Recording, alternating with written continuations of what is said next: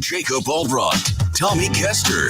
This is Sports Daily on Wichita's #1 sports radio, 97.5 and 1240 KFH.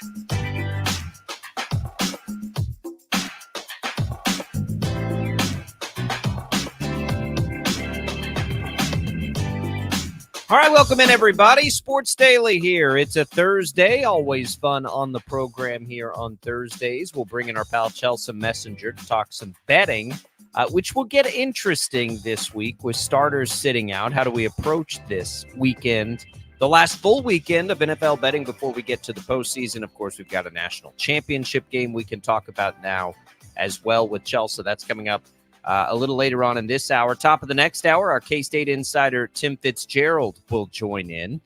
Good timing for that as we get ready for some conference play in basketball. We got a couple of storylines to follow with K-State football with the offensive coordinator, with Will Howard's latest. We'll get with Fitz on all of those topics. And your calls on the KFH hotline, 869-1240 is that number to call. We'll give away some HTO a little bit later in the show as well. Jad Chambers producing. I'm Jacob Albracht. Tommy Castor joining us. Tommy, now, Tom, we got to be sure Tommy doesn't big time us here. Tommy's now, a corporate executive. We better be on our best behavior, Jad.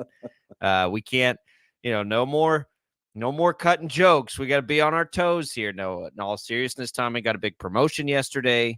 I'll let Tommy get into that a little bit, but congratulations, Tommy. Good morning. How are you? I'm good. Yeah, thank you. It's been kind of a whirlwind of a few days. I'm really excited to continue on with the Odyssey family of radio stations that we have here in Wichita and oversee our sales efforts in the Wichita market. And so I'm looking forward to that. And it was all made official yesterday. So it's been busy last few days, but I'm excited for the future. Tommy, the new VP of sales, and that VP means, again, corporate America right here. Oh boy, we gotta watch what we're doing here. For real though, if you need anything, call Tommy. He's going to do awesome things. We're really excited about it. When he says the Odyssey family of networks, that's our parent company here at KFH, and you've heard that KNSS, all the stations we mention all the time. That's the overall company. So Tommy's overseeing all of it. We're very excited about that. Proud of Tommy for all his efforts. But that does not mean that we still can't bust chops and, do all the things that we always do. We'll just keep rolling forward and deal with, with Tommy's new expanded role here. Just know that, everything that you say, I've got your permanent record pulled up and I'm keeping notes. There's a file. There's a file cabinet back there. I don't want to know what's in it, but it's there. All right, let's get into it today. So we're going to talk a lot about, excuse me, everybody. There's no easy way to do that. We're going to talk a lot about K-State a little bit later. Wichita State begins its conference season tonight. The Shockers, North Texas. I don't know. We talk about this at length, but I'm telling you, I love this game for this team in this spot because I think it gives us a much better idea of what to sort of set expectations at in the conference season. It's been a long time because you play K-State, you play KU in back-to-back games. It's sort of been a while, I think, Tommy, since they've played a game at a level of competition you would expect Wichita State to be at this year. We've had a hard time since the offseason with understanding and setting expectations. But, of the games that they've played, I don't know which games are there, right? So you've got a Missouri loss, a Kansas State loss, and a Kansas loss. I'm not sure anybody expects Wichita State to be where those teams will end up. The Liberty loss, and then South Dakota State's the one that you would say, well, that's disappointing. You've got wins over teams in the same range, but you really are sort of still looking for that signature win, I think, this year, Tommy. And I think there's a chance this game tonight could be that if in fact they can get it. They've sort of played to this level that, we would expect to some degree. And it's time for, I think, for the team to start exceeding that level a little bit. I'm not sure that you would call a North Texas win a signature victory for the Shockers. I think it's a good victory if they can get the win tonight, considering where North Texas is in the KenPom and where they've kind of been slated in the conference. I think it would be a good win. I think it's a win that because of the way that the Shockers have performed in the month of December, it's going to be a good bounce back for them.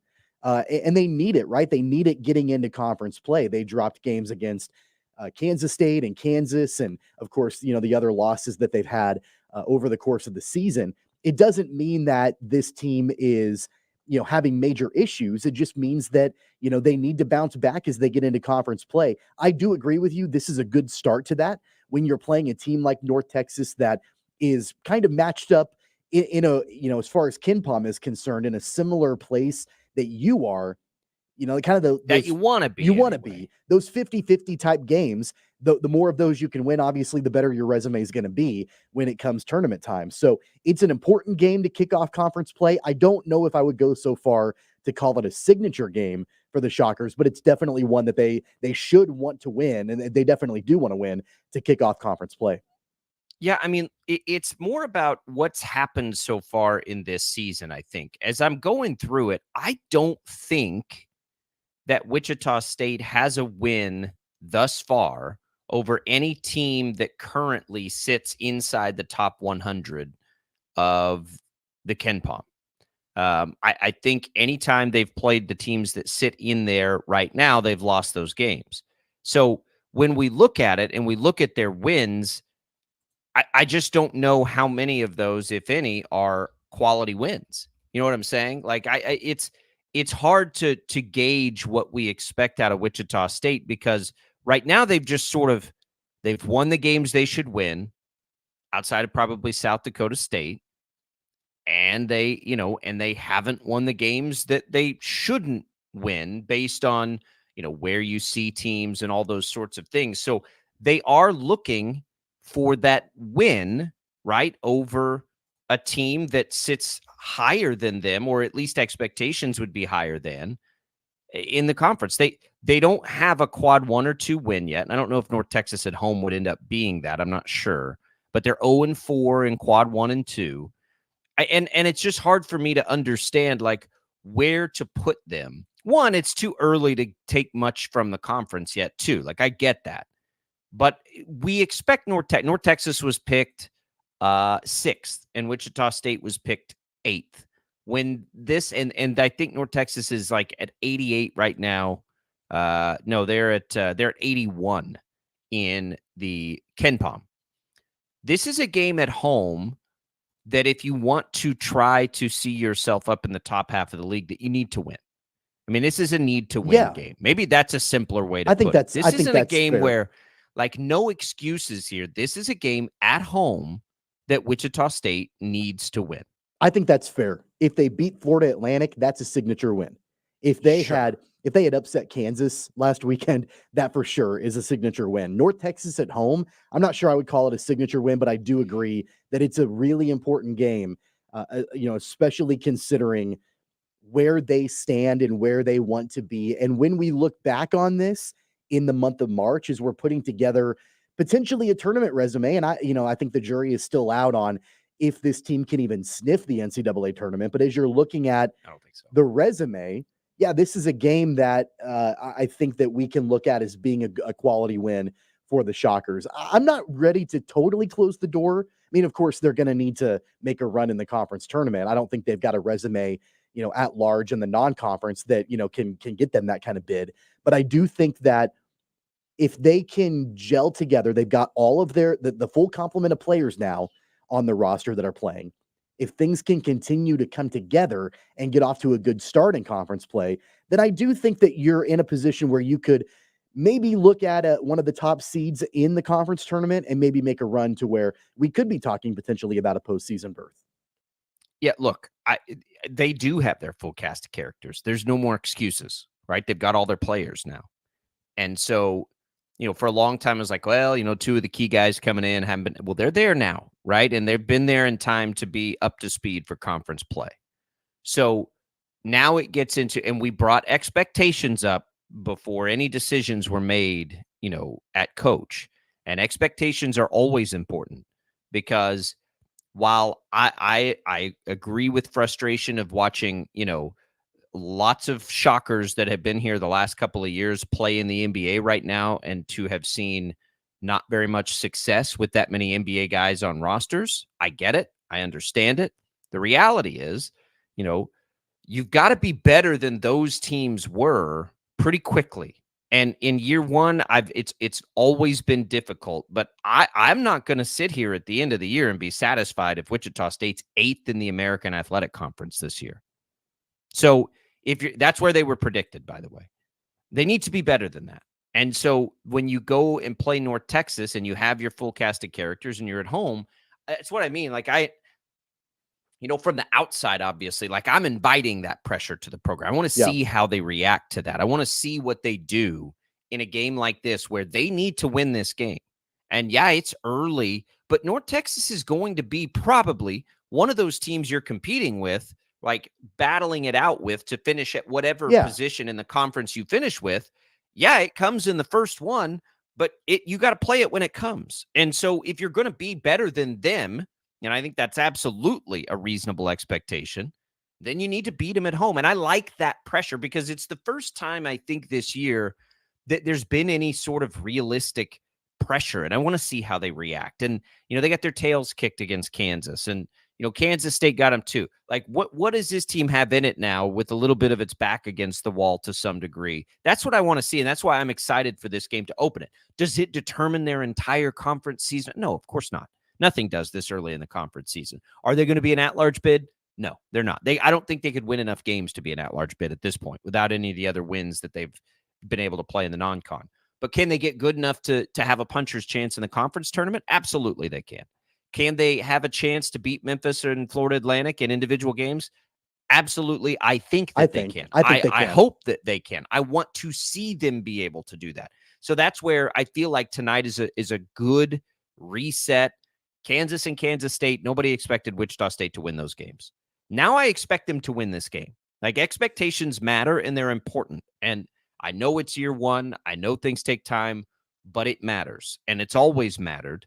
And so let's see it. I'm ready for it. I'm excited for it tonight. It's been great to know that they've been able to get Harlan Beverly back. They're not Harlan Beverly, the Bijan Cortez back and Ronnie DeGray back. It's been good to know that they've been able to get those guys on the court. Now, how big of an impact they make, it's not probably going to be anything major right this second. They've got to get accustomed to game speed under Paul Mills and the way that the team jives and all of that. But I think by the time we get to February, by the time we get to March, I think that there becomes an expectation that you see both of those guys contribute to the depth of this team. I don't exactly know at what level. I don't know if we're looking at either one of these guys potentially starting, or if the starting five is pretty much set by Mills by this point for the remainder of the season. But I do think that having those extra bodies and the extra talent, once you get into a grueling, long conference schedule, that's really going to, I think, pay off dividends for Wichita State. They didn't have those guys for a vast majority of the non-con. And so now that they have them back, you can maybe help to keep the legs of Colby Rogers fresh, the legs of Xavier Bell fresh, so on and so forth. So I do think that that's going to be something to keep our eyes on as conference play rolls on. I just don't know how much we can expect from those two guys, Cortez and DeGray, right away with this program. Yeah, we'll find out tonight. It's going to be awesome. You'll hear the game here, of course, as you always do. KEYN will have it. Pregame coverage begins at 7. It's an 8 o'clock tip. You're going to get a national audience for that one, because that's why they're playing at 8, by the way. And that's a good thing. Like, you want Wichita State in the spotlight as much as it can be. And I'm ready for it. And I like that there's a little pressure on this game. It does feel to me like this is the first pressure spot of the season for Wichita State, like true pressure spot, right? It's sort of been, making your way through the non-con, and then you got to get your full cast of characters, and then you got to get through Kansas and Kansas State and all those things. And I'm so glad that they scheduled those games. And I really, really hope that keeps happening. And Kevin Saul told us yesterday there's absolutely an appetite for Wichita State to still schedule aggressively, and the proof's in the pudding historically of how important that is for tournament teams and all of these things. Now you get into conference play. It's a good conference. It's a good conference this year. It's going to be, one of the better non-Power 5 conferences. So let's get in there and mix it up a little bit for Wichita State. You'll hear it tonight, and we'll, of course, react to it tomorrow. Let's take a quick break here on Sports Daily. The KFH hotline joining us on it after this, Chelsea Messenger. We're going to talk some bets. What in the world do we do with this weekend in the NFL? And how do we approach the national championship game? We'll get into those things with Chelsea next on Sports Daily.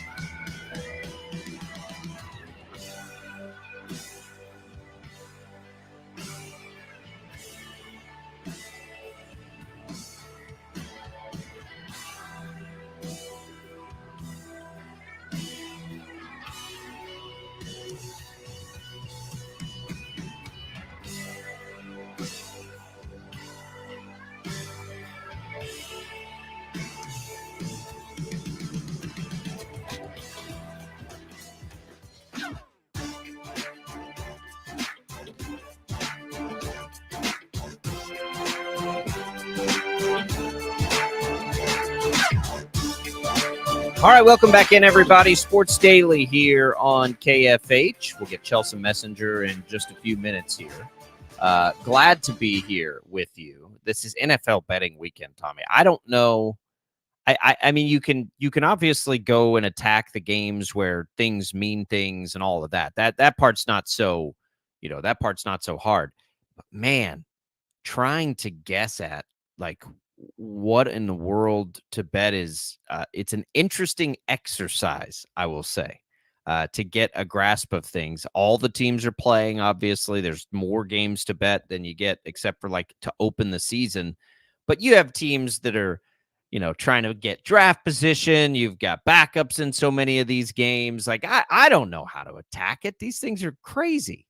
It's so hard when you've got a bunch of backup quarterbacks that are starting in different scenarios. And we know Patrick Mahomes is not starting for Kansas City. It's Blaine Gabbert time for the final week of the season for the Chiefs. So it makes it hard to try to tackle these games and, exactly find where the good angle is.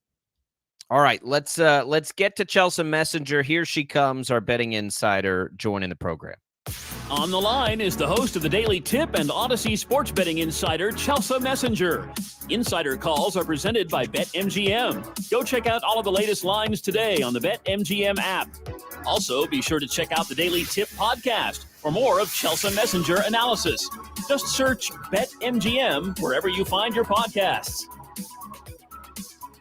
All right, and we welcome Chelsea. And so, Chelsea, do you only play games where there is something on the line, or do you take a stab at some of these where it's like guesswork to see how motivated teams are? There's definitely a lot of landmines when it comes to Week 18. And for that reason, I think you could kind of look at Week 18 similar to Week 1, where there's going to be some volatility, and tread carefully. There's one game that I think that maybe it doesn't matter, and maybe a team's not playing its starters, but we're seeing line movement in the other direction, which is the Steelers and the Ravens game. The Steelers are 3.5-point favorites in this game. Of course, they need to win to get into the playoffs, and they also need some help. The Ravens will be resting Lamar Jackson, but this line opened at 4.5. So there is some money coming in on the Ravens here. I think a lot of it has to do with, number one, the backup quarterback for the Ravens, Tyler Huntley, fits in pretty nicely to that system. And plus, the total in this game is only 35.5. And here's the thing that you need to remember for Week 18. Just because a team needs to win does not mean that they are going to win. We've seen it time and time again. I think the best example recently was when Aaron Rodgers and the Packers needed to win at home against a Lions team that was not nearly as good as they are this year. And guess what? They didn't do it. So keep in mind, chaos will still abound this week in the NFL. I will take the points and the Ravens, the 3.5. This just screams one of those AFC North matchups that's going to be low scoring. There's going to be chaos. Would not be shocked if the Ravens can keep it within 3 points. Are you a believer in Mason Rudolph? I know that, No. well, I mean, he hasn't played terrible, as he's kind of taken over for Kenny Pickett, with Pickett coming back from that injury. And I know Mike Tomlin is, kind of sticking with Rudolph to not disturb the rhythm and all of that as they try to make a postseason run. Is there a play with Rudolph? Right now his passing touchdown prop is at 1.5. And I kind of like the over on that. Is that something you think that would be, viable for him to do this week? You want me to bet on Mason Rudolph with a straight face? No, I will not be doing that. Okay. Yes, it's still Mason Rudolph, and I know he's looked good, in the past 2 games, but still, this is not somebody I want to count on. And I think that's the bottom line if you're looking at the Steelers as favorites here. Like, is this a team that you trust, that you can depend on this offense? Because we've seen the Mason Rudolph show before, and I'm not buying fully into it. And also, touchdown bets are tricky, too, because he can have a great game and not hit over his passing touchdowns prop, because we've seen this all the time. He can have a long pass down the field, tackled at the 1, running back runs it in. So I think buyer beware when it comes to passing touchdowns. It's plus 180, probably for a reason, but no, I'm not a firm believer in Mason Rudolph. So sorry for laughing, but no, thank you, please. Yeah, so we're going to have a lot of these kinds of quarterbacks playing, though. But there's a lot of games where everything is very obvious in what's on the line. You've got Texans, Colts that you can go and attack. You obviously have Bills, Dolphins is probably the most headline of them. But like Dallas is going to be playing for something against Washington. It's on the road, though. You've got Justin Fields talking trash on the Bears. That's probably a game you could look at realistically. I mean, there are several out there where it is more obvious on what's on the line. But we follow the Chiefs here. And we learned yesterday Patrick Mahomes isn't playing. This one's interesting to me because I think as we look at the Chargers as 3.5-point favorites at home, we forget that the Chargers were already playing a lot of their backups. They're already playing their backup quarterback. So why can't Blaine Gabbert lead the Chiefs to a win over the Chargers, especially when he's getting points? That I was pretty interested to see the Chiefs as a 3.5-point dog there. Yeah, it is interesting. I don't think the Chargers necessarily deserve to be 3.5-point favorites to just about anybody. But I will say, as a Titans fan, I have seen Blaine Gabbert throw the football. Albeit it wasn't a playoff game, it felt like they couldn't get any first downs. But still, I think you're right. I don't think I would take the Chargers as favorites here. I think there will be more chaos this week than people expect. Let's go back to that Bears game for a second, because I do like the Bears getting 3 points. And the fact that this Bears team, despite having nothing to play for when it comes to the postseason, still has things to play for. Number one, Justin Fields, still playing for his job here. And we've seen this defense look a lot better in the past few weeks. And I feel like the Packers are one of those teams that I don't want to trust as favorites. I've done it before. I trusted them as 4.5-point favorites against the Carolina Panthers, and they didn't cover in that game. And the Packers as favorites in those situations, in their last 3 matchups as favorites, they've lost 2 of those games outright. So don't be surprised if the Bears can keep it within 3. I'll be on the Bears this week +3. Well, the game that really matters, obviously, the most in the NFL this weekend, the final game of the regular season, the Bills at the Dolphins. Right now, the Bills are 3-point favorites on the road. And really, Chelsea, looking at the public bets on this, it's really split pretty much down the middle. It's kind of around 50 to 55% on the Bills. What do you think about this game? Obviously, a lot of playoff implications when it comes to this potential game and which team is going to get the 2 seed in the AFC, which team is going to be a wild card. So a lot of implications here. What's your angle betting on this particular game? This is a game where you probably need to wait and see the injury report. And I believe those come out sometime today, because the Dolphins are one of those teams that is severely banged up. They were last week. And we're waiting on some of those guys. Like last week, they didn't have Raheem Mostert, Bradley Chubb, now out for the season. Jalen Waddle didn't play last week. Tua's dealing with some injuries on his hand as well. And the offensive line has been really banged up, because it doesn't matter how fast your receivers are if your quarterback is not having time to get the ball down the field. So if all things were equal and the Dolphins were healthy, I would like them getting 3 points here, but still, this is a Dolphins team that is nursing a lot of injuries. I think I would lean towards the Bills. Another one where both teams should be doing their best to win the game is Falcons Saints. They both need the Bucks to lose, which doesn't matter, but they both still have an opening to get into the playoffs. So we should see both teams at full strength. I guess we just take these at the games that we know matter. The Saints are 3-point favorites at home. The NFC South has felt like the most unpredictable to me. Anything there in that one that you like? Yeah, the NFC South, it feels like you normally just take the underdog because all the teams are terrible. But we have seen some line movement in this game. It's at 3 right now, I'm assuming. I don't have it pulled up in front of me. Yep. But the angle on the Falcons this year is you play them at home, not on the road. Atlanta, for some reason or another, has been much better when they're playing at home. So obviously this one on the road in New Orleans, I would lean towards New Orleans, but I just told you, there's a lot of volatility in the NFC South. Not sure what we're going to get from Taylor Heineke. It feels very feast or famine from a gunslinger quarterback like that. But Atlanta, 5-3 at home, 2-6 away. I think that's your story here. There's a big West Coast battle as well, Chelsea. The Rams at the Niners in an NFC West battle. The Rams have kind of been sneaky good this year at times. Not the entire season, but they've had some moments. where they've looked pretty solid. Of course, they're on the road at San Francisco, who is they're a team that they've already clinched. They know exactly what's going to be happening for them in the playoffs. Do you like any kind of angle in this game? This was going to be my favorite play of the week until the Rams announced that Carson Wentz is going to be starting for the Rams. So please know that before you say, oh, Matt Stafford and this offense have been really good. You're right, they have. And I'm kind of shocked because the Rams can actually get a better playoff scenario, I think, if they win this game. But still, Carson Wentz in the picture means I'm completely out. I would be on the Rams, but Carson Wentz feels like somebody I shouldn't put my money on.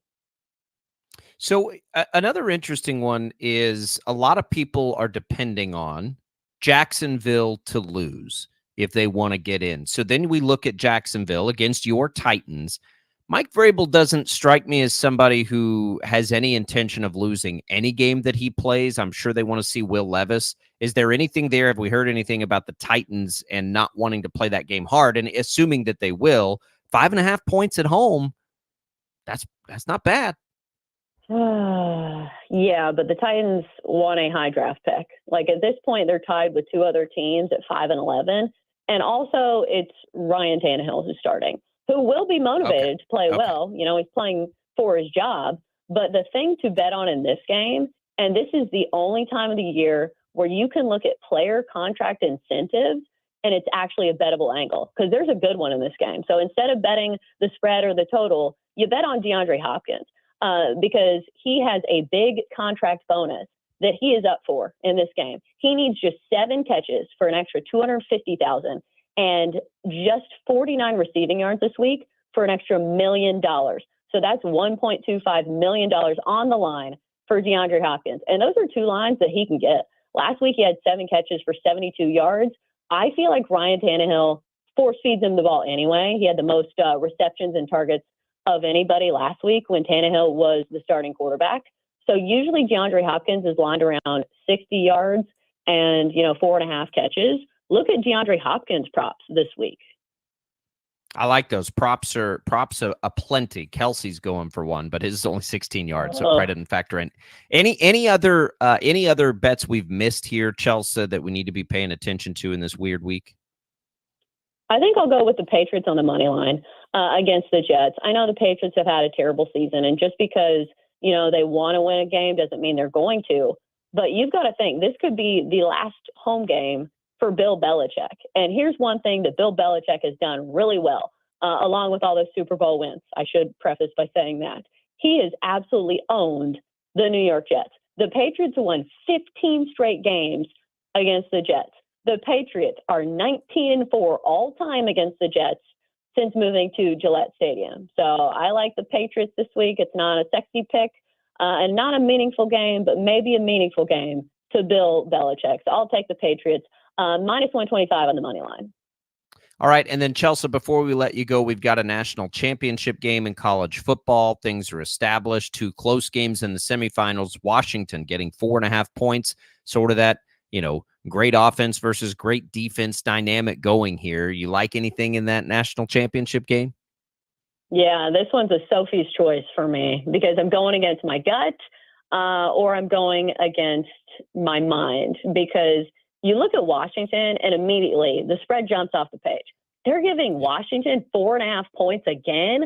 What are we doing here? This is a team that's been undervalued all season long, which is usually the case for Pac-12 teams. And plus, you look at their receivers. It doesn't seem to matter how strong a secondary is.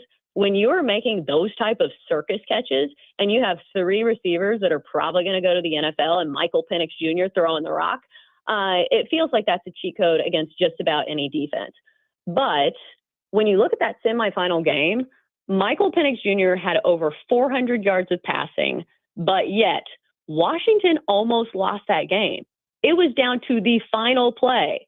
So the fact that their defense kind of allows other teams to get back in it and they played out of their mind, on the offensive side of the ball and nearly lost that game, that makes me worry against a Michigan team that had a comedy of errors on the special teams unit and still beat Alabama. So the potential feels a little higher for this very physical Michigan team that certainly is going to control the line of scrimmage. Hasn't that been the calling card for Michigan all season long? A great offensive line, best defense in the country. They're going to run the football. So we'll see if they can control the tempo. I feel like I'm going to lean towards the points, though, because even if Michigan wins this game, I feel like that leans towards a lower scoring game. Points are at a premium. I'll take a Washington team that even if they're playing from behind, it's a passing offense. So I'll take the 4.5 with Washington. It makes it easier because nobody wants to root for Michigan either. I don't think outside of Michigan fans. So I'll be with you there. Just out of the heart. I'm there with you, Chelsea. We appreciate it. Happy New Year to you, and we are ready to attack the postseason next week. Yeah, thanks for having me. There goes Chelsea Messenger, the host of the Daily Tip and Odyssey Sports Betting Insider. Insider calls are presented by BetMGM. Go check out all the latest lines today on the BetMGM app. All right, we'll come back. We're going to wrap up this hour. We brought up that championship game. Michigan's quarterback, J.J. McCarthy, had some things to say as, of course, the cheating scandal is being brought back up. We'll get into that in the next hour. Our K-State insider, Tim Fitzgerald, joins us top of the hour for several really interesting things happening there in Manhattan to get into. We'll do it all as we make our way through a Thursday edition of Sports Daily.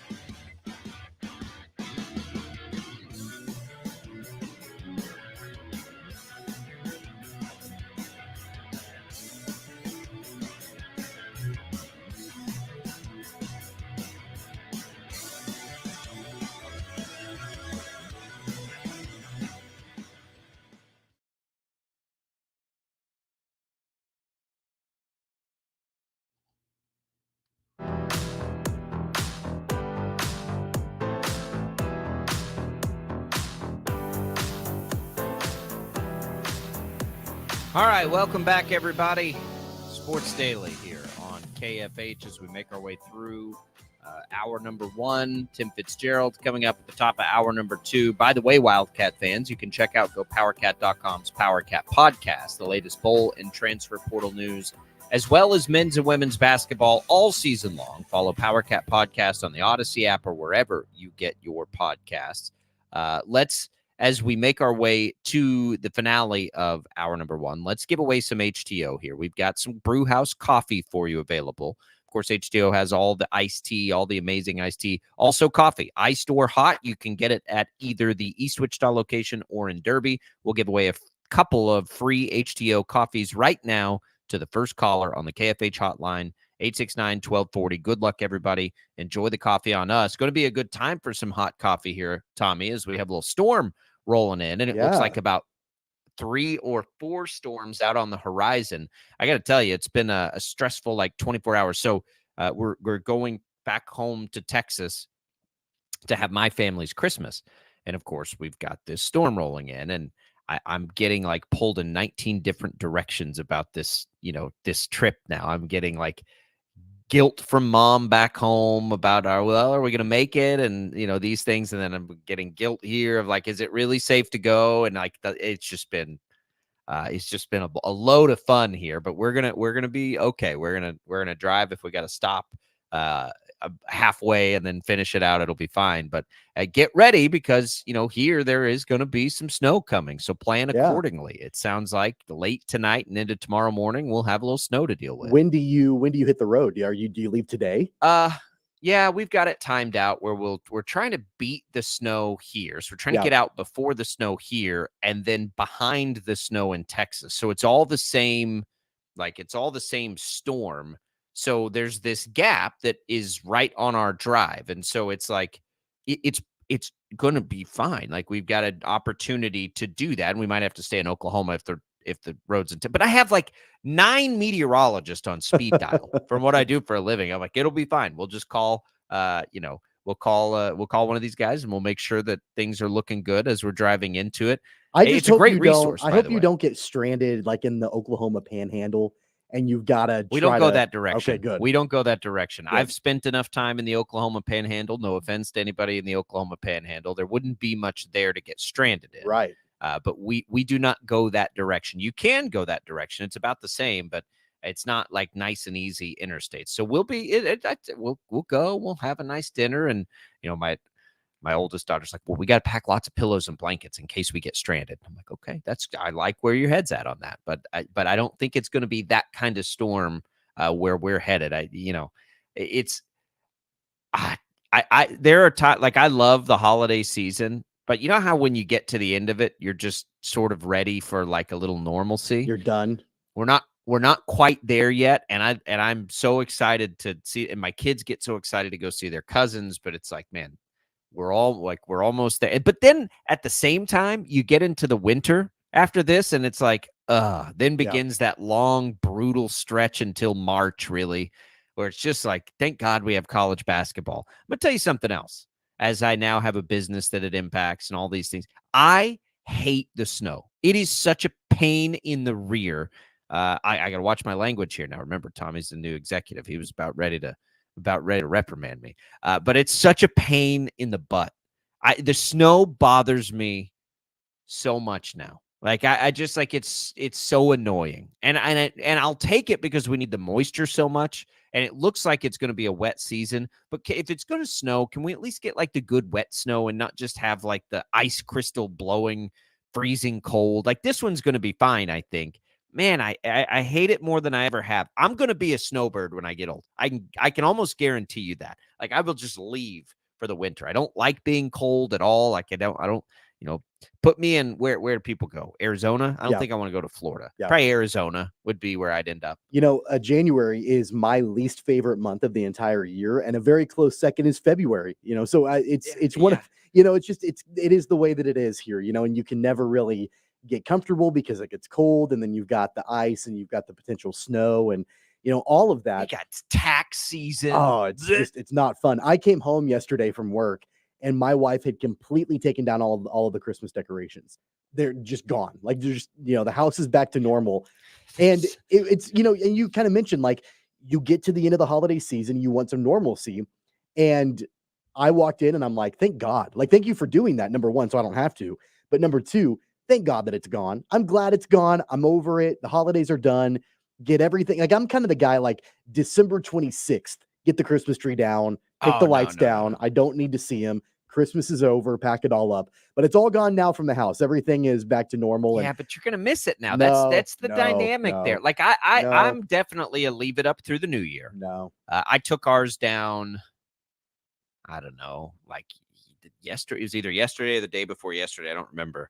And we didn't have time to put a whole bunch up. Like, you guys still do it up right, and you get it. But like ours, I got the stockings out and the tree up, and I changed some garage light bulbs to red and green. That was it. Like, that's all. Yeah. And so it wasn't a lot of effort one way or the other, but I don't mind having it up a little. I want to get to the normalcy, but man, because I know that 2 or 2.5 month grind is coming, I also kind of don't want to see it go, because it's just not like at this time of year, just it's not pleasant. My right? wife, There's no though, leaves. I have to give her, I have to give her credit, though, because she went from Christmas decorations and transitioned into winter decorations, which I didn't know there was a difference. I didn't know there was a thing. Yeah, no. Yeah. So, like, there's a wreath on the door that's now a winter wreath. It's not a Christmas wreath. It's a winter wreath. And then we'll have that up for a couple of months, and then she'll have her spring decor that comes out. And then there'll be the summer. And then like, it's kind of based on the seasons. I didn't know any of this. Why don't you just have like a winter tree and a winter nativity then, and save yourself a little effort? Well, I don't know. You just rename the Christmas decorations. I mean, the extent of my decorating before I got married was different movie posters that I had slapped on the wall. A Simpsons poster or something. Yeah. The Godfather, my wife and I are there. not. Yeah, we are not. That is not in our skill set. We talk about it all the time. Like, we need to hire somebody to just do that for us. And I think those services exist, but that is not in our repertoire at all, which is too bad. That's literally what my mom's college degree is in. And she has a flower shop and she designs people's decorates. I got none of it. Look behind me right now. Yeah. If you're watching our videos. I just had a conversation during the last commercial break. I'm moving into one of the offices here at the radio station. And, the question was, what are you going to put on the walls? And I'm like, I don't know, but I'm sure my wife will be all over it. Yeah. She's going to probably come in, measure things, figure out where the different pictures are going. I don't know. I'll just throw like a poster of The Godfather up on the wall. That's all I know how to do.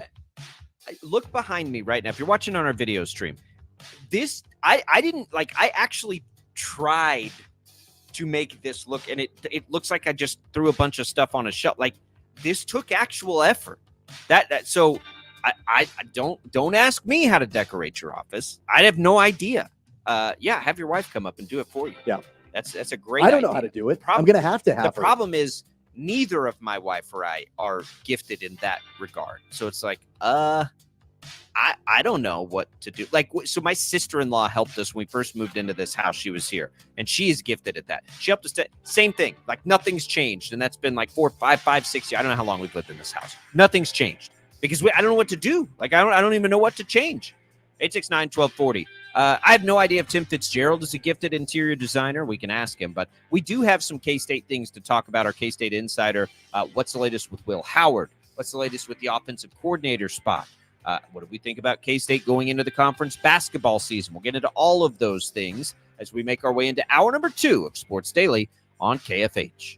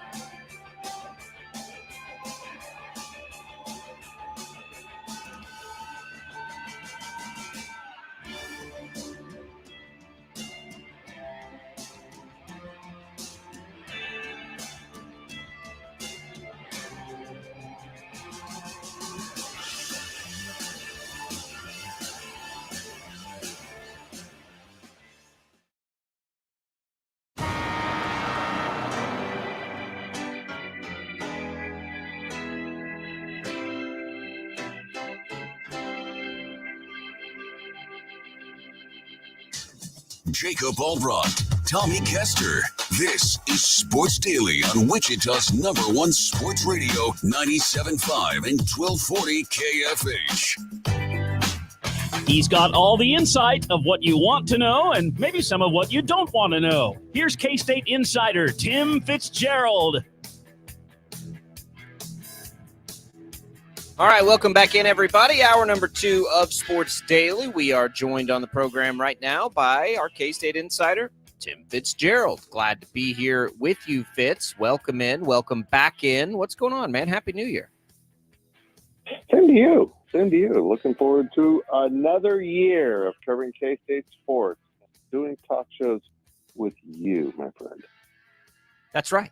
And it is an interesting time at K-State because we're about to start a conference season that is very unknown and unpredictable. We'll get into basketball in just a little bit, but there's a couple football storylines, I think, that are very intriguing.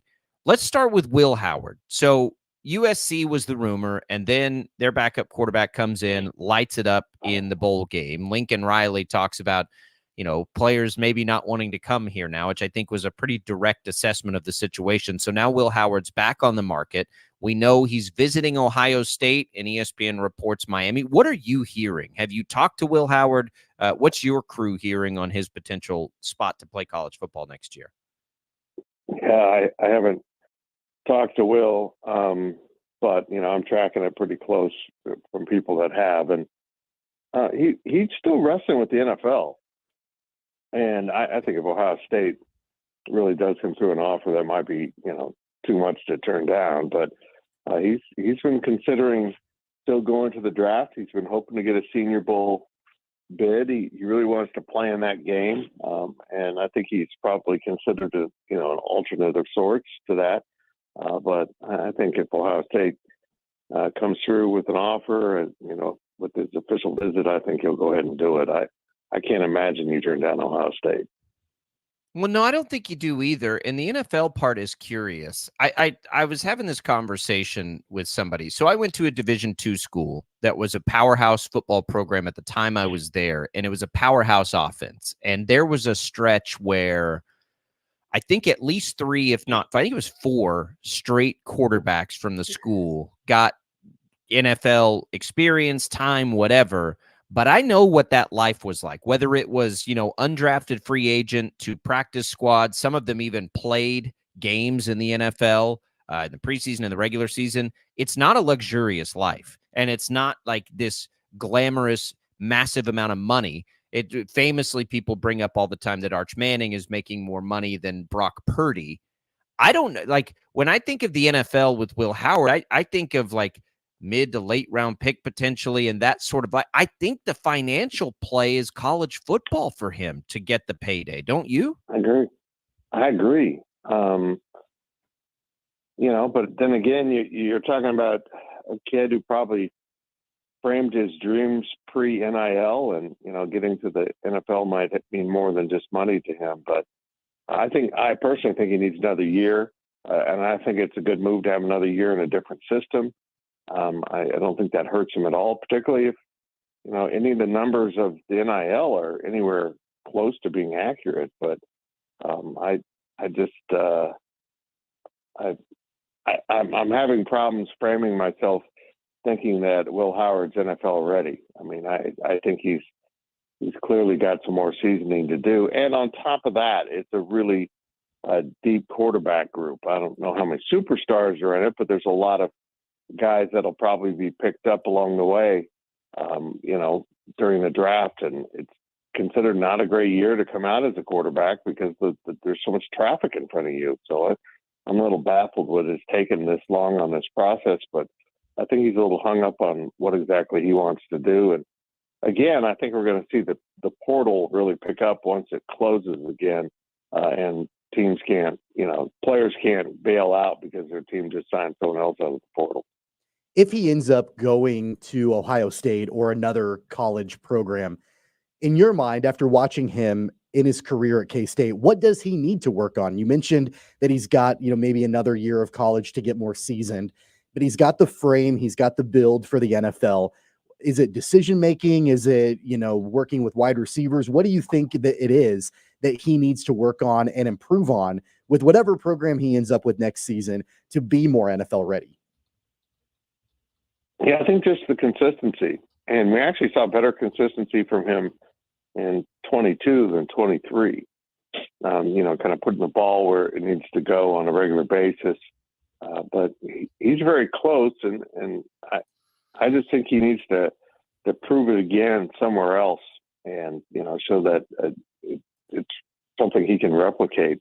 But also, I just think I'll be blunt here, having better receivers than Kansas State did might really boost his stock. I think that's been an ongoing issue for K-State, was having receivers that are reliable down after down and get themselves open, make themselves available, not just run good routes, but make themselves available when the quarterback's in trouble and come back to him. I just think it's been an ongoing issue for K-State, and getting someplace with the quality of receivers that Ohio State would have would really do wonders for him. All right, Fitz, let's go to the other K-State football storyline right now. You guys reported that it's Matt Wells' season at K-State. Is that still the case? We've had nothing official yet. Is that still the case? Do we still expect that hire to be made? Well, I do, but, as we reported, it isn't a done deal. There was, some more stuff to be worked on. And, I'm not sure if that's official titles, responsibilities, balance between him and Connor Riley with the offense. I'm not sure what all the things that Chris Kleiman is trying to work out, but it seems like the hire he would make on top of everything else you've learned.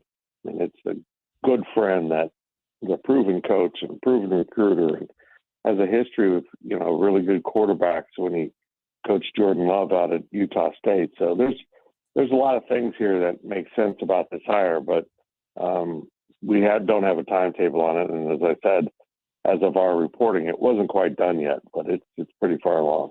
It seems like this makes a lot of sense on a lot of different levels. I know that Coach Kleiman has been complimentary of Matt Wells during his time at Texas Tech. And then, of course, Wells has been a head coach and probably needs to have success in a role like this to maybe get back to the head coaching ranks. So I think in a lot of different ways, this hire does make sense. But from a offensive play calling point of view, his philosophies, the things that he likes to do with his offenses, how does that fit in with the personnel that Kansas State has?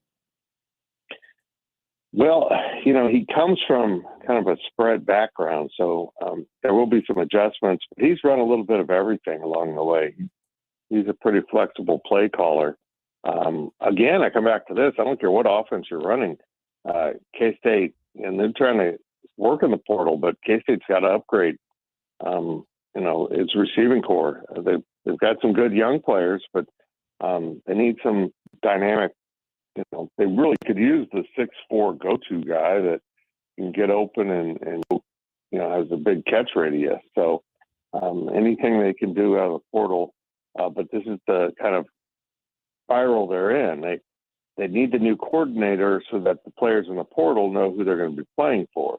So they need to get that cleaned up before they can really close the deal on any receivers.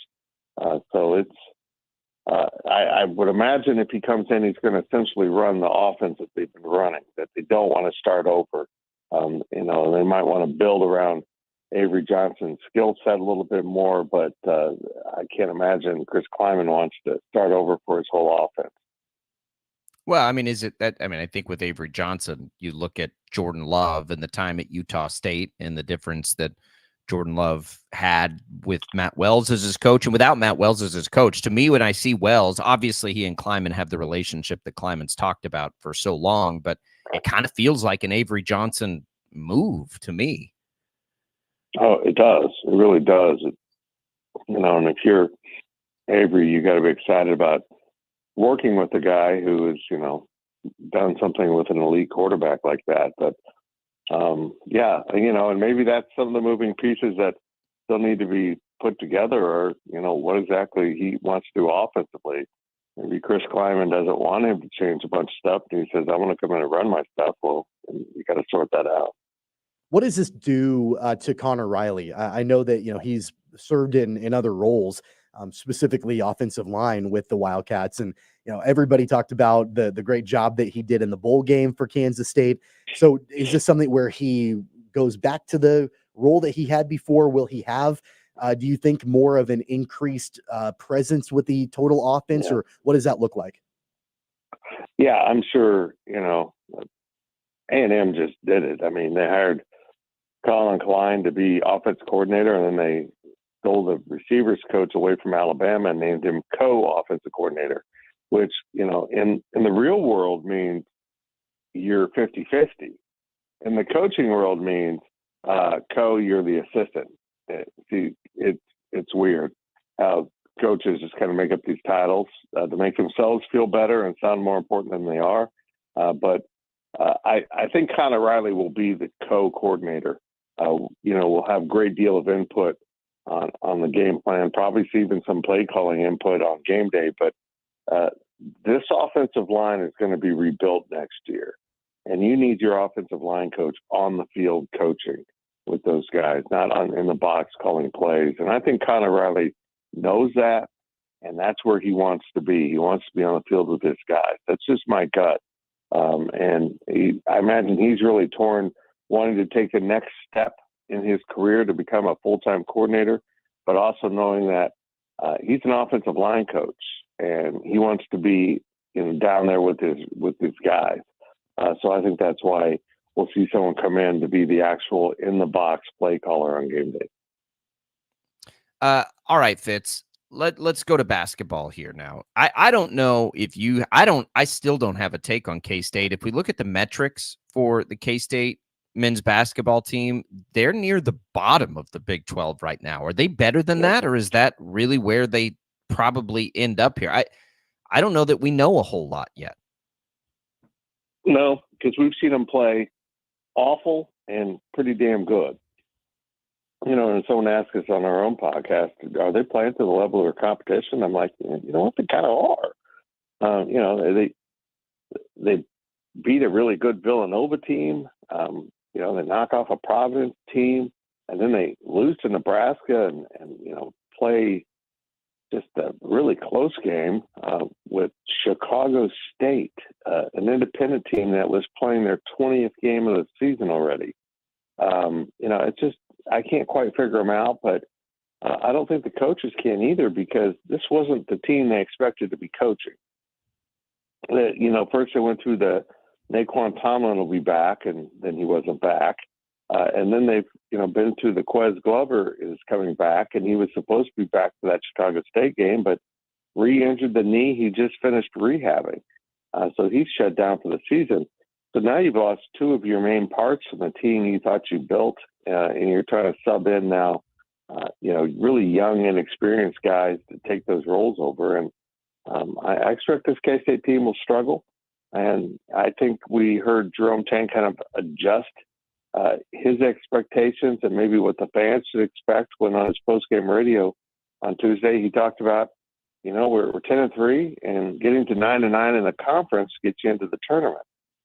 So I think now these coaches just want to get in the field and see what happens. But this team isn't nearly as far along right now as last year's team, and they just don't have a carved out identity quite yet. And I don't know if there really is an identity to carve out until Tyler Perry starts playing like Tyler Perry's capable of, that college basketball saw him play in his previous stop. And until he gets back to anywhere close to that, this team's going to be pretty average.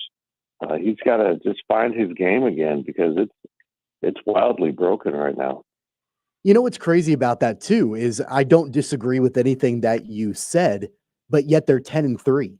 And, so you go back and you look at what they did in non-con, and this team could easily be 8-5 or 7-6, or, with the overtime games they played and that sort of thing.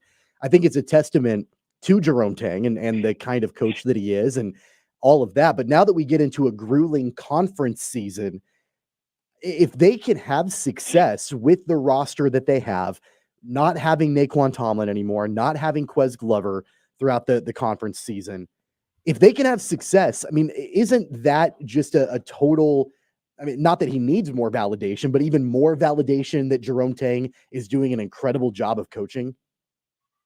Yeah, I agree with you. I think trying to put this team together with so many, vital missing parts has been a great challenge for a young head coach, head coach and young in years as a head coach. And, I think this is a really strong staff. And I think you can watch him, if you listen to him and watch him on the sideline, he's doing a lot of psychological coaching right now.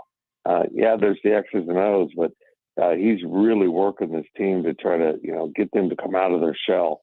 They feel like they are in a shell. They feel like this is a really good shooting team that gets in the games and doesn't shoot it well. And it's all there for, a higher level of play. And you're just trying to nurse that out of them. And it's been interesting to watch him have to shift gears to that a little bit. All right, Fitz, what do you guys have going at gopowercat.com right now that people can check out? Well, it's I'll be honest here, it's been a little bit slower here as the new year started, but yeah, we are tracking that football recruiting and that quarterback coach, offensive coordinator situation quite a bit. Big 12 basketball's here on Saturday, guys, and I don't know why Kansas State ended up being the welcome wagon for UCF. They were, welcome to the Big 12 for football. That was UCF's first game. And now they get to do the same welcome wagon for UCF basketball on Saturday at Bramlett. So we'll have that covered and got a lot of fun stuff going on over on our YouTube channel. So people might want to go check that out too.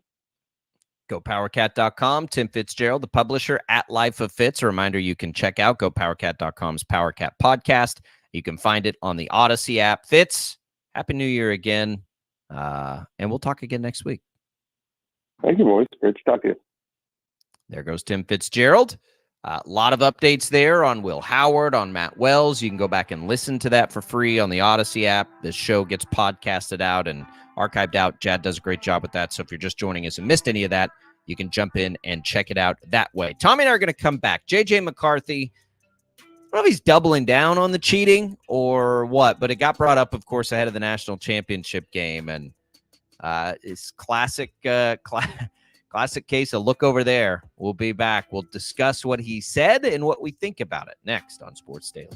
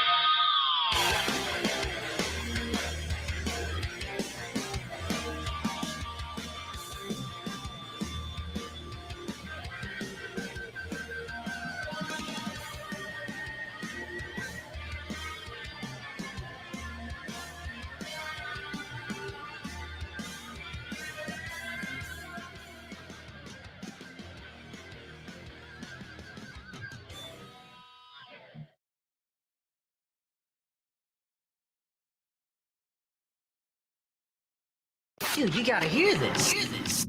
Go ahead. I think I want to hear this. Sports Daily is on KFH.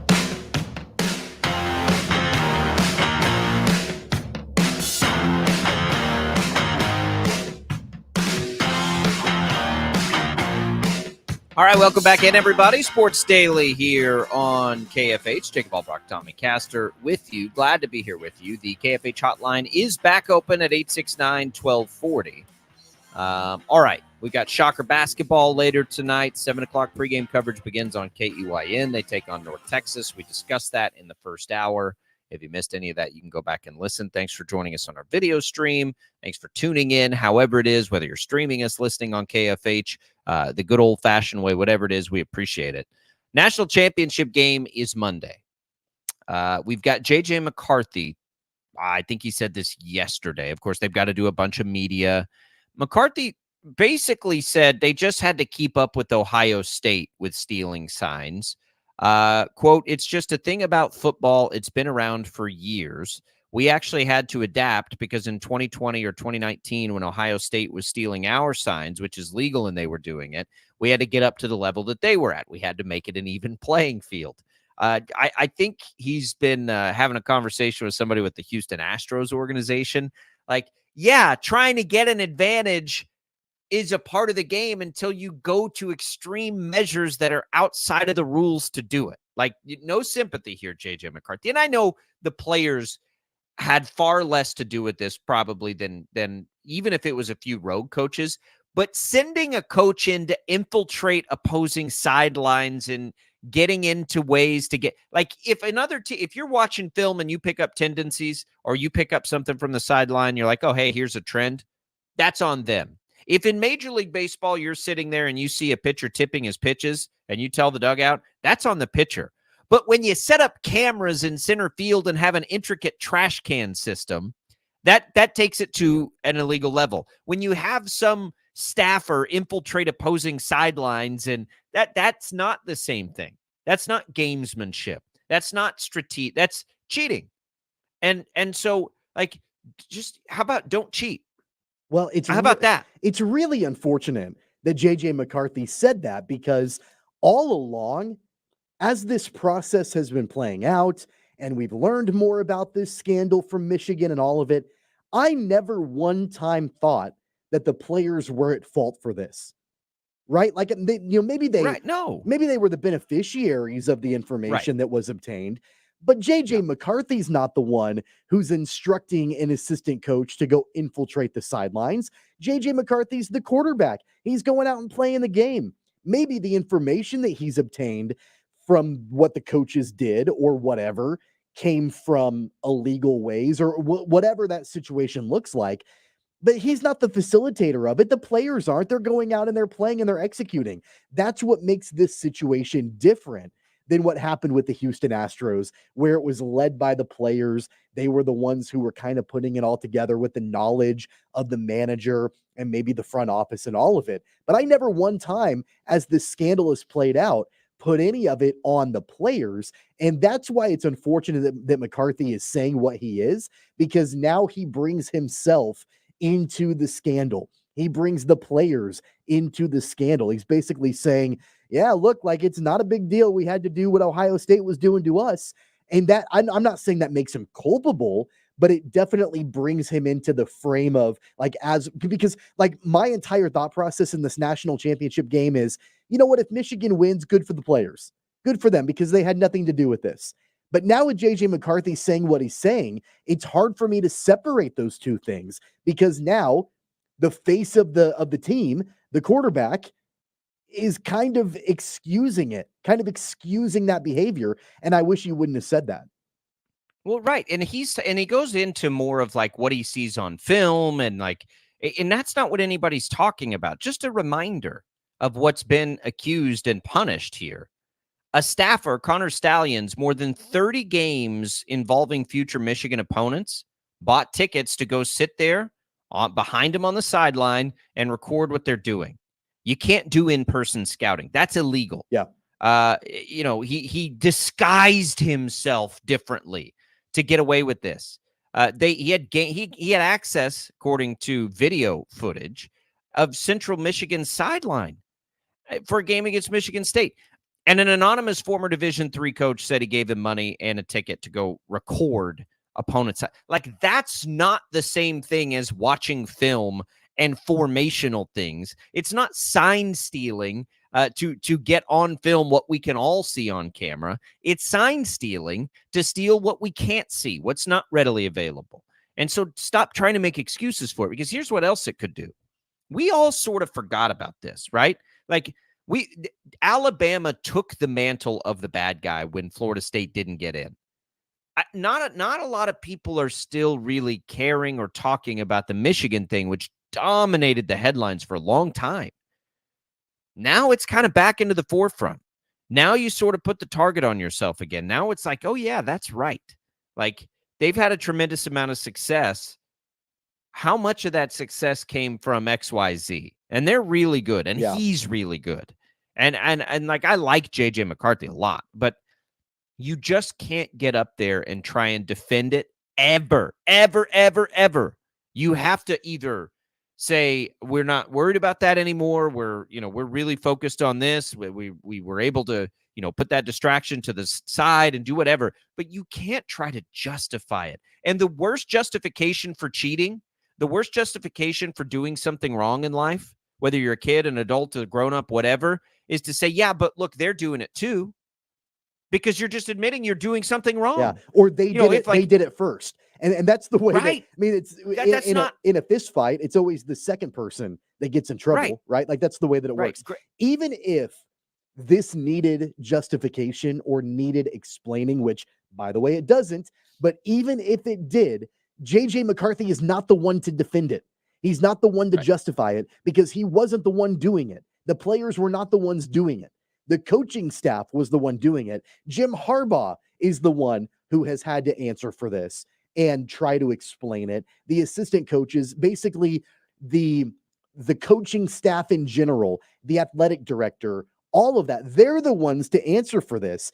But with JJ McCarthy being the one talking about it, not only does it bring it back into the top of mind as we go into a championship game where people are like, oh yeah, I forgot that happened. Okay.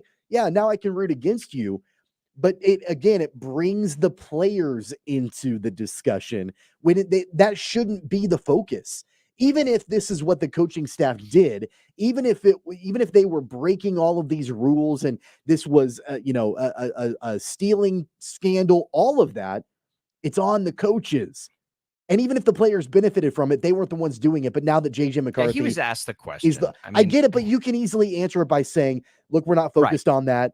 We're focused on a national championship game. Or I'm going to leave that up to the coaches to talk about. It doesn't involve us as players. Like, there are easy things that you can say to not, I don't even want to say implicate because he's not implicating himself, but to associate yourself and the team and the players with this whole scandal. You can easily push it onto the coaching staff. Let them be the ones to shoulder all of it. Don't bring yourself into it, JJ McCarthy, because now all you're doing is getting people to think about it. And I guarantee you, on Monday night when the national championship game is playing and I see JJ McCarthy out on the field, that's what I'm going to be thinking about. He could have an incredible performance. He could throw for 5 touchdowns and 500 yards. And I'm going to be thinking about the fact that he basically brought himself and the players into this. I think most people, too, would not be thinking about that when the game's played, but you're just inviting now more people to do it. I was going to be thinking about it because I don't like this justification of cheating by saying other people are cheating. The whole, if you're not cheating, you're not trying, doesn't hold true when you're, when you're, I don't even know how to say it. Like, I get gamesmanship, right? But it's like, if you're not cheating, you're not trying is not meant for corking a bat, right? Or doing something like tangibly that is not, is so far outside the rules, like recording somebody else's signs from, like, that's not the same thing, which is what he's trying to justify. And he shouldn't be justifying it. I agree. He should be deflecting. He was asked the question.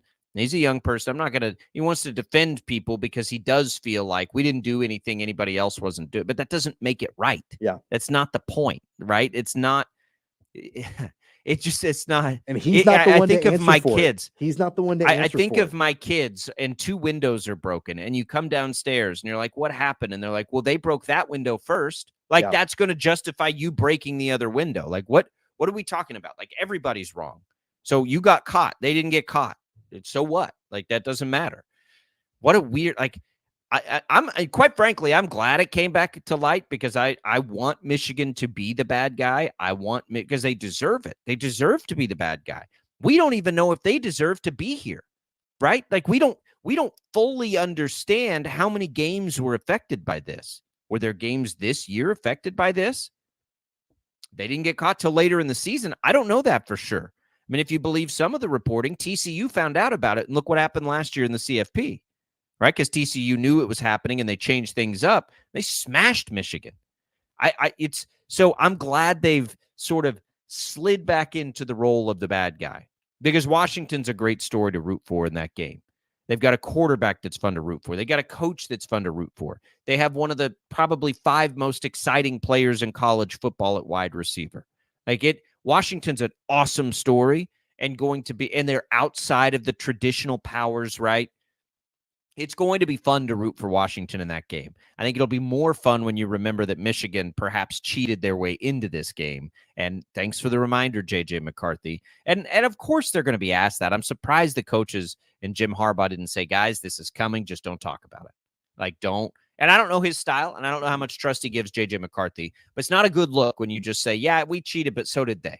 Yeah, that's not the play. Well, and on top of that, I mean, I think that this is something where, regardless of the outcome of the game, but especially if they win, and we've talked about it before, I think Jim Harbaugh is basically out of town, and going back to the NFL. I think there are a variety of teams that would love to have Jim Harbaugh on the sidelines, and you're not under the same amount of scrutiny at the pro game as you are in college football. And so I do think that there are going to be attractive opportunities for him to return to the NFL. I think the Chargers are one of them. I think the Patriots are one of them. I think there are some opportunities that would make a lot of sense for Jim Harbaugh. All right, let's take a break here. We'll come back. CBS Sports put out its top free agents trade. It basically lists potential quarterback moves in the offseason. The top of the list is one that has fascinated me for months and months and months, but there's some other interesting ones on there. We'll discuss that a little bit in the next segment before we wrap things up on this Thursday. It's Albracht and Castor at Sports Daily on KFH.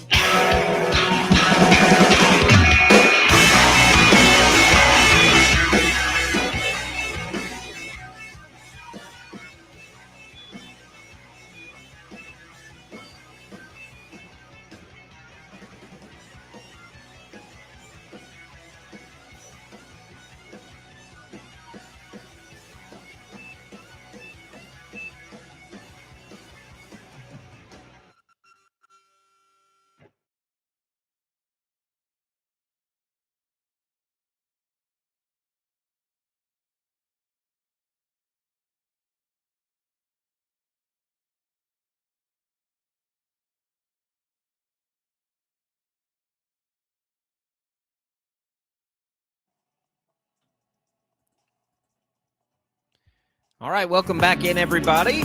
Sports Daily, making our way through a Thursday. Albracht and Castor here. Paul Savage will be in tomorrow. We will make some football picks. I'll send mine in to the guys here. It'll be interesting to see the list you can come up with here, Tommy, as we got to find 10 games to pick that mean something. We'll, of course, have the national championship game in that mix. But I'm not sure there are 9 others where we don't have to really take a swing at a game where it's unpredictable. CBS Sports put out this list, and I think it's interesting. It's of the quarterback market and the way it's shaping up, and it sort of compiles it all together, right? The top free agents, maybe some trade candidates, guys that are going to be cut, the draft. At the top of the list is Kirk Cousins. Now, I'm fascinated by the Cousins scenario and what's going to happen here because he's owed a lot of like dead money for Minnesota. This is one where I've got to just say I don't understand the salary cap. Because if there's any way they can defer some of the dead money, I think for the Vikings, you bring Cousins back. I mean, he was playing the best he's ever played. They are loaded with weapons. I don't know what TJ Hawkinson's injury looks like for next year, but I think they're a real contender if he's healthy, the way Brian Flores turned that defense around. CBS projects him to come back and for them to draft like J.J. McCarthy in the second round. That's exactly what I think they should do.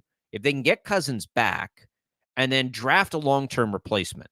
And you got to think of Cousins as like starting for at least the next 2 years or so. But McCarthy feels like the right kind of candidate to hang back, right, and learn and wait for an opportunity. We see that work all the time for quarterbacks. If there's not pressure to play them right away, like wherever Caleb Williams goes, he's going to have pressure to play right away, right? Wherever Drake May goes, there's going to be pressure to play right away. That's going to happen. I'm not sure that's the case with like J.J. McCarthy or Bo Nix. You know, like maybe those guys could land somewhere where they could sit because I do think it would do them well. I think for the Vikings and Cousins, who will be the top free agent, he was going to win the MVP had he stayed healthy. I mean, there's at least a chance. So I think the best case scenario for the Vikings and for Cousins is for him to come right back there. Yeah, the Vikings, all they have to do is look at their rivals in their division with the Packers and what they did with Aaron Rodgers and Jordan Love. They drafted Jordan Love. They knew that he was going to be the heir apparent to Aaron Rodgers. Rodgers didn't like it at the time, and that was very well documented. But that was the strategy. Let Jordan Love develop, give him time, and then hand the reins over. I think the Vikings, using that strategy, can set themselves up for long-term success. That being said, the gas tank is not empty for Kirk Cousins. I know that it's difficult to come back from an Achilles injury, but just knowing the kind of quarterback that he is, I've been a Kirk Cousins fan for a long time. He's never going to be flashy. He's never going to be over the top incredible, but he's always going to be a serviceable, viable quarterback in the National Football League. And so I think that if the Vikings can commit to him for, 2 or 3 more years and then draft his replacement to work and study under Kirk Cousins, man, if I'm a guy like J.J. McCarthy, I would love to be behind Kirk Cousins and to be able to learn from him and to be able to gain that knowledge, because I think that Cousins, just his demeanor and the way that he carries himself, I think he can be a pretty good mentor and a pretty good leader. It reminds me of the Alex Smith and Patrick Mahomes situation. Alex Smith and Kirk Cousins, I think, are kind of cut from the same cloth. And so I think that's a good move if the Vikings want to go that way. I don't know if they will, though. I mean, it wouldn't shock me if they do cut ties with Kirk Cousins and he goes and lands somewhere else. Kirk Cousins will be a starter somewhere. Alex Smith's an interesting comparison. I think their game is a little bit different. I think Cousins is better. I think he's a better pocket passer. Smith did more things, creatively. And I'm a big Alex Smith guy. Baker Mayfield is on this list. I think he's back with the Bucs. I don't think there's much doubt about that. Justin Fields is the next really interesting one. And we haven't gotten into this much here. I don't know what I would do if I were the Bears. I'd really I legitimately don't know what the right answer is here. Fields tantalizes, but you've got the number 1 pick. I think it's an easy answer if you evaluate Caleb Williams the way that people evaluated him before the season. If he is evaluated as a can't miss, then I think you trade Fields. Not because of Fields, but because of Williams, right? If he's not, though, if you've wavered from that at all, Chicago's in an interesting spot. So their defense has all of a sudden played much better. DJ Moore's a good weapon, and you've got 2 top 10 picks. So in theory, you could take, let's say, Marvin Harrison Jr. If you've got, if you, whether it's him or Rome Udunze of Washington, one of those receivers, and then you take, I don't know, whatever else to help bolster things around Fields. I do think there's a world where the Bears are competitive to win that division next year if they draft well and keep Fields.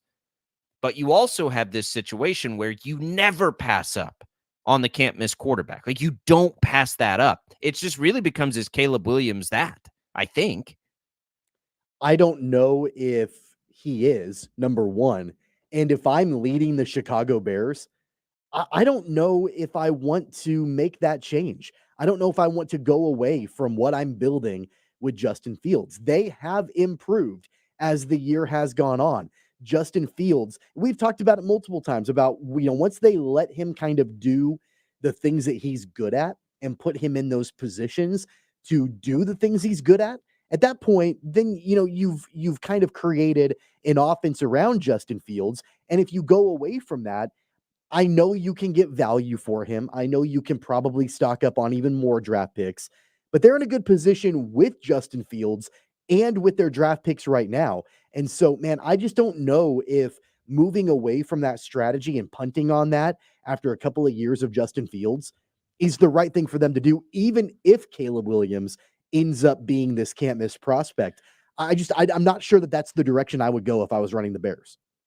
Well, look, if Caleb Williams is can't miss prospect, right? If Caleb Williams is, and he's drawing comps in his style to Mahomes, or if he's that, if he's Burrow, who was the last one probably, then you take him, one, because you don't ever pass that up, and because he's cheaper for 3 more years than Justin Fields is, right? So you can continue to build a roster around him.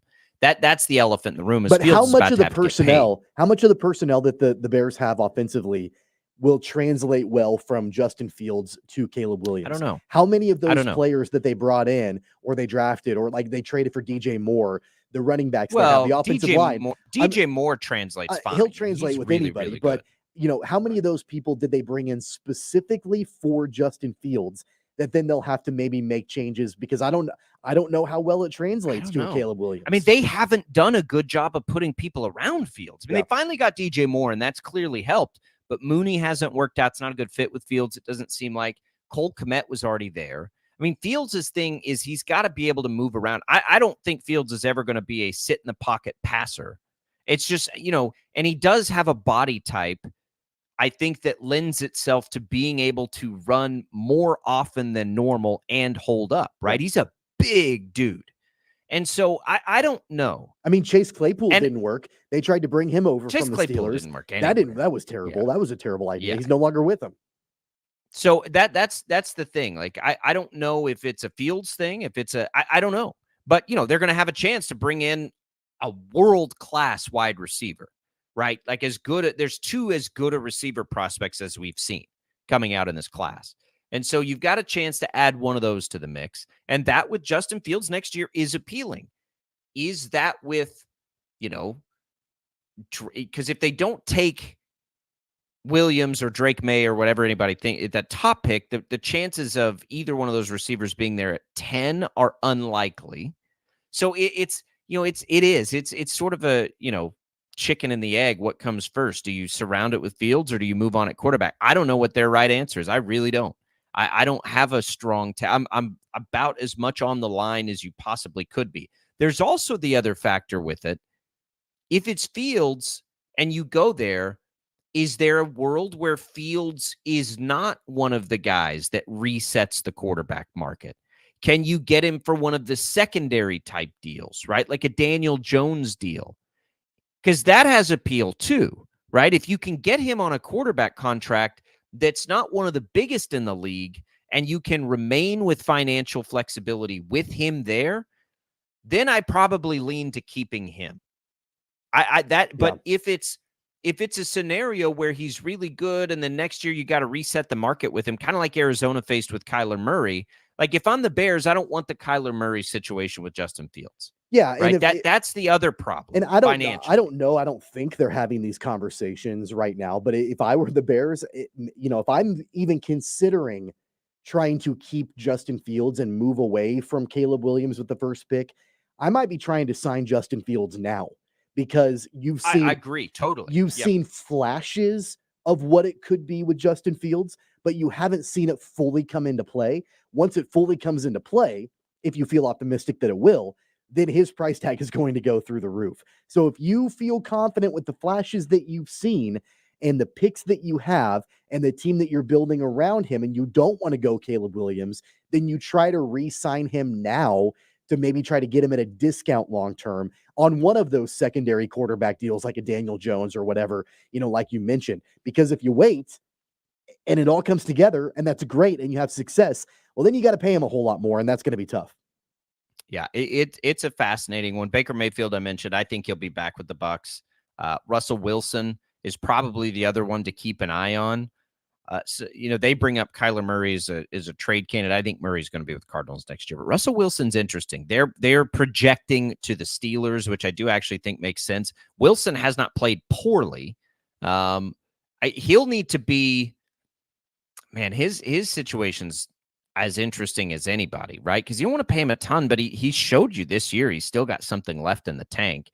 The Steelers, I like that fit. I would like that fit with the Steelers. It's almost like where you had Carr with the Saints, right? Like, are you kicking the can down the road? Are you starting over? Like, what are you doing there? Wilson, what? He's only like 35. I think we think he's older than he is. At 35, don't you think he should probably be a starter in this league somewhere? I think so. I think that that's fair. Like the Falcons, right? Or what is one of these teams that is just getting not even close to enough at quarterback that would be good enough to get somewhere? And I guess what his contract demands matter to some degree, but like the Raiders, right? There are some places where you could see it make sense. He's as interesting as anybody too.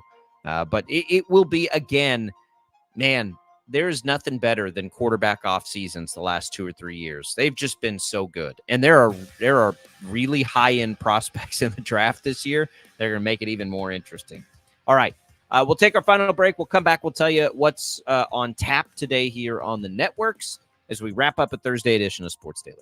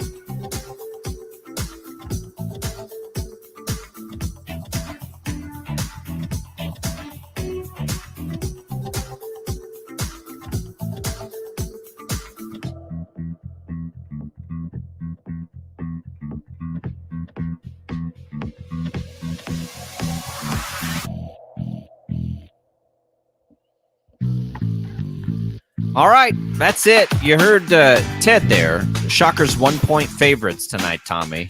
I'm going to ride it. It'll be a big I'm going one. to ride it. We'll see. That game, of course, you'll hear on KEYN.